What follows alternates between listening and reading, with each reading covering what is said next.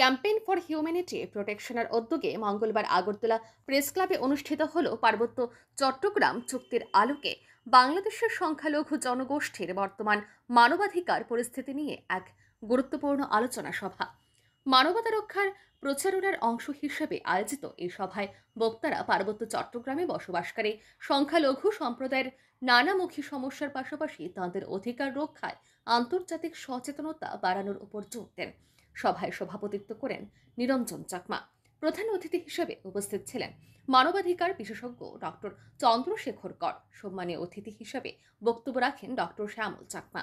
উপস্থিত ছিলেন সহ সভাপতি নয়নজ্যোতি ত্রিপুরা, প্রাক্তন ভাইস চেয়ারম্যান ও বিশিষ্ট সমাজসেবী বিপাংশু চাকমা সহ আরো অনেকে।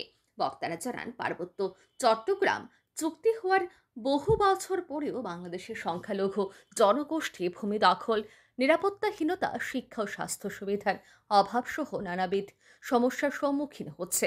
তাদের মতে এই অবস্থা থেকে উত্তরণের জন্য আন্তর্জাতিক মহলকে আরও সক্রিয় ভূমিকা নিতে হবে এবং মানবাধিকার লঙ্ঘনের ঘটনাগুলোর সঠিক তদন্ত নিশ্চিত করতে হবে।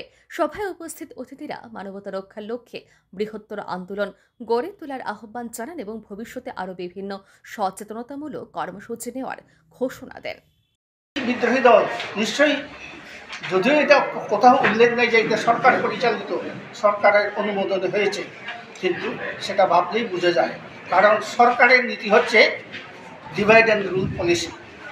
ফলে দেখা গেল এই যে সেখানে যে শান্তি চুক্তিতে কথা ছিল, ছয়টি মূল ক্যাম্প বাদে বাকিগুলি এই যে অস্থায়ী পোস্ট যেগুলি সেনাবাহিনীর, সেগুলি সব তুলে নেওয়া হবে। কিন্তু কয়েকটা মাত্র পোস্ট তুলে নেওয়া হয়েছে। পরবর্তীকালে সেগুলো আবার পূরণ করে আরও এই বিভিন্ন অভিযান তারা সেখানে চালু করে।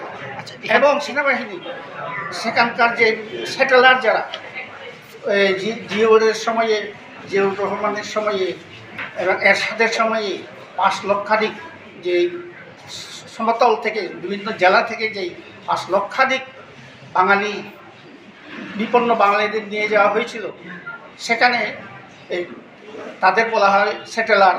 সেই সেটেলারদের এখনও রেশন দেওয়া হচ্ছে, এখনও সেনাবাহিনীর তত্ত্বাবধানে তাদের মদতে তারা চলছে। এখন ওই সেটেলাররা যেখানে আদিবাসী মহল্লায় গিয়ে হামলা করে সঙ্গে সঙ্গে সেনাবাহিনীরা যায়। সেনাবাহিনীর মদতেই এই যে সেটেলাররা সেখানে বিভিন্ন উৎপাত করছে, দাঙ্গা করছে, এই ব্যাপারগুলি আছে। এই সেনাবাহিনী সহ এই একটা যে ঘটনা হয়েছিল, সেখানে গুলি করেছিল সেনাবাহিনীর লোকরা, সেখানে 3 জন আদিবাসী মারা গেছে। এখান থেকে কি বলতে চাইবেন আপনারা? এখন কথা হচ্ছে শান্তি। আমাদের বক্তব্য হচ্ছে এই যে শান্তি চুক্তি, এগুলো যদি সঠিকভাবে কার্যকরী করা না হয়, তাহলে সেখানকার যে আদিবাসীরা কোনোদিন তারা মাথা তুলে দাঁড়াতে পারবে না। তারা নিঃশেষ হয়ে যাবে এবং সরকার সেই চেষ্টাই করছে। এখন আমাদের বক্তব্য হচ্ছে আন্তর্জাতিক বিভিন্ন চাপ, মানবাধিকার সংস্থা এবং মানবাধিকার কর্মী, বিভিন্ন এই যে রাষ্ট্র এবং জেনেভা সহ জাতিসংঘ সহ তাদের উপর চাপ সৃষ্টি করে এই যে চুক্তি, সেই চুক্তির শর্তগুলো যাতে সঠিকভাবে রূপায়ণ করে। এই চুক্তি রূপায়ণ না হলে আদিবাসীরা পার্বত্য চট্টগ্রামে নির্মূল হবে, এটা নিশ্চিত।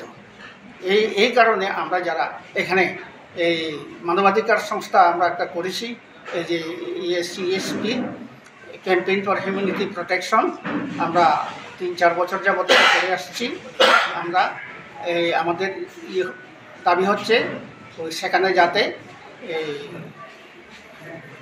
শান্তি ফেরানোর জন্য এই দাবিগুলি পূরণ করা হয়।